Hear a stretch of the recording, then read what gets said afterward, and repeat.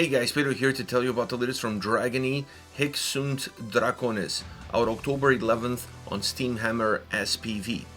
The album has 10 tracks, 56 minutes in length, and this is the band's 5th full-length studio album. They are an Austrian symphonic power metal band. Well, before we talk too much about the record, we have to address the fact that this is a concept album. Because the concept behind this record, first of all, is super interesting, but obviously has an impact on the design, on the sound, and everything that comes with it. The concept behind this record is based very loosely on the lost colony of Roanoke. For those of you that don't know, that was a colony in the New World that basically disappeared. All the people in the colony disappeared. One of the leaders of the colony, went by boat back to England to get supplies, to get money, to get help, and by the time he got back, everybody was gone. Nobody really knows what happened to the colony. So this is the backdrop of this concept. Obviously, they take their own interpretation of what happened to this lost colony of Roanoke. It's more epic, there's a sense of fantasy into it, and obviously it doesn't try to keep track of the reality or the truth behind the facts, or the facts that we know about this actual colony and this actual disappearance. But it's an interesting take. It's a fantasy world style take, and I just thought it was kind of intriguing that they went with this theme, that they went with this concept for their record. So that got me excited from the get-go. Not that I was expecting to learn something new about this topic, a topic that actually I know quite a bit about, but I just thought it was interesting that they picked this and they went with this storyline in a more fantasy, epic-driven world. And obviously the design of the record mirrors the story that they're trying to tell you. It mirrors the story in real time that they're trying to tell you. It's not like this is something where you're looking back at the past in terms of what happened.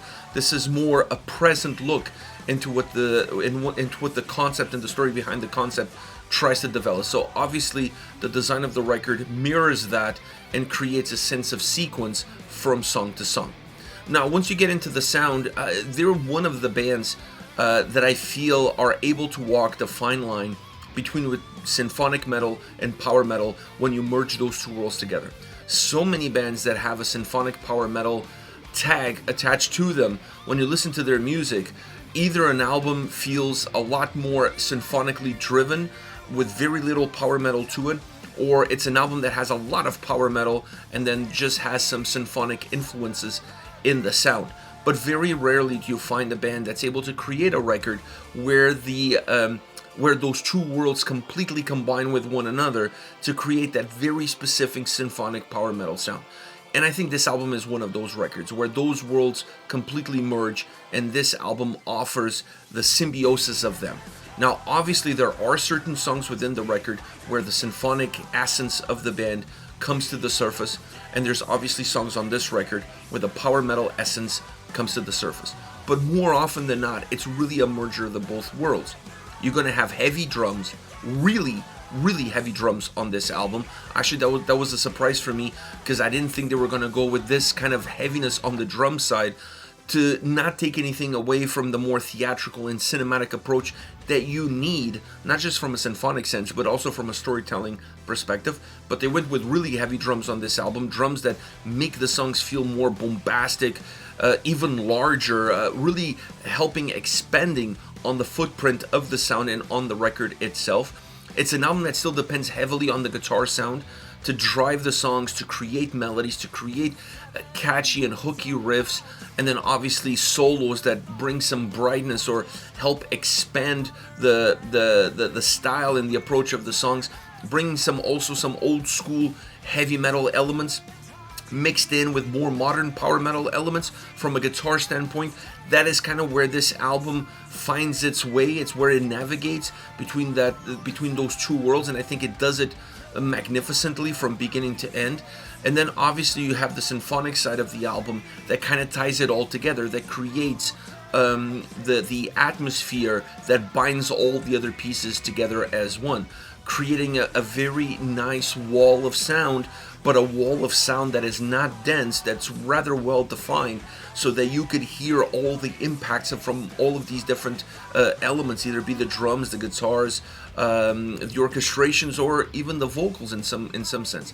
So it's an album that sound-wise is very robust, very cinematic, very theatrical, but walks that fine line between both genres, bringing both of those genres together to get the best out of both of them in creating this very cinematic, theatrical tale of the lost colony of Roanoke.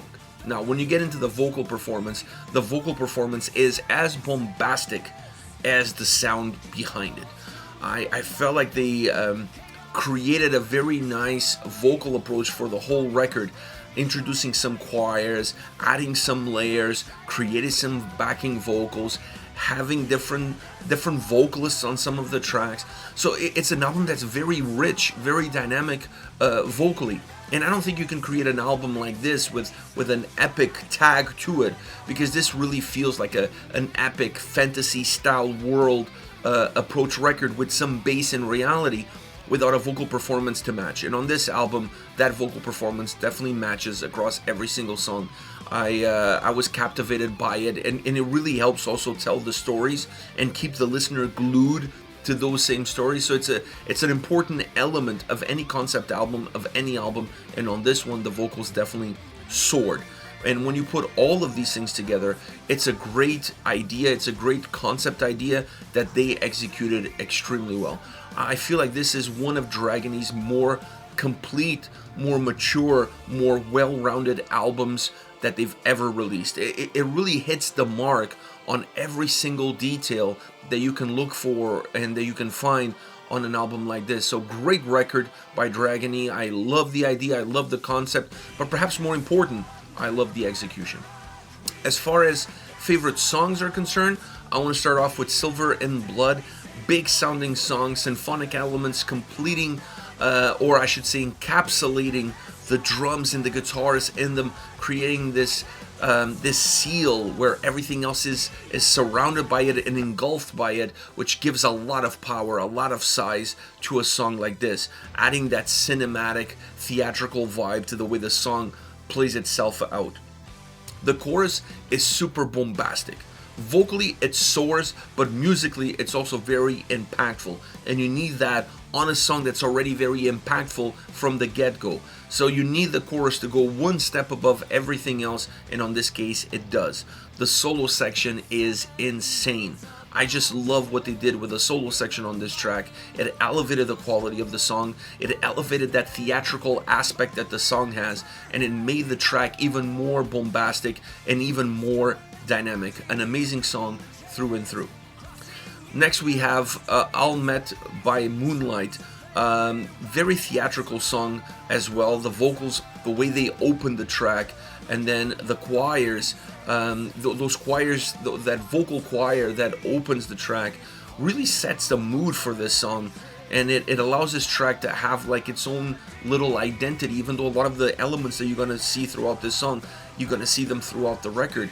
But I love the fact that you have this more calming opening experience, and then you get hit with a little bit more heaviness, with a little bit more size from the drums, from the guitars, from the overall symphonic elements that this track offers, allowing the track to have this this steamroller effect as it develops, and obviously it reaches its peak at the chorus. The chorus really feels the place where the song gets at its highest, as it should be, and then following that first chorus you start to see the song grow and the song develop. So starting off a little bit more slow, a little bit more calm, peaking at the first chorus, then developing into the verses as you start to see the song build up, then building back up again into that chorus. It's a track that has a lot of movement in terms of how the sound grows, not necessarily how the song is driven, but the movement really comes from the growth that exists within the song, the movement from verses to chorus. All of these things make the track really stand out. And there's another thing that makes the track stand out: the drum sound.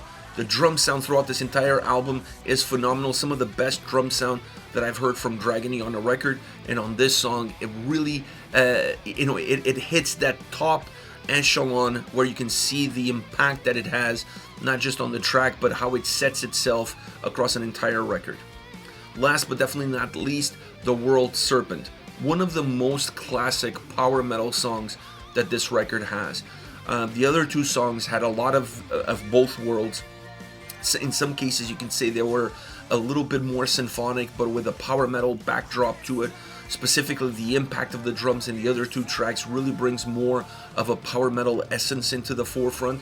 But the World Serpent, it's really a song that feels more traditionally power metal driven, because it has the focus on the drums, on the guitars, and on the vocals, not necessarily on orchestration, on symphonic elements. So it makes the song more streamlined, it makes the song more straightforward, it makes the song a lot easier to digest, a lot easier to fall in love with, because it's a lot more simple, not as many layers, not as layered song.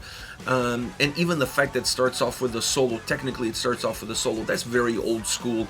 It has that old school power metal, heavy metal style to it. So it's a very classic approach to what a power metal song, classic heavy metal song should sound like. And it's really nice to have some of these on a concept album to give the listener almost a break from the overload of the senses that exists on an album that is this layered, that is this textured. This is it, Dragony with Hic Svnt Dracones, out October 11th on Steam Hammer SPV. Hit me up in the comment section, let me know your thoughts. I'll see you all at the next one. Take care, guys.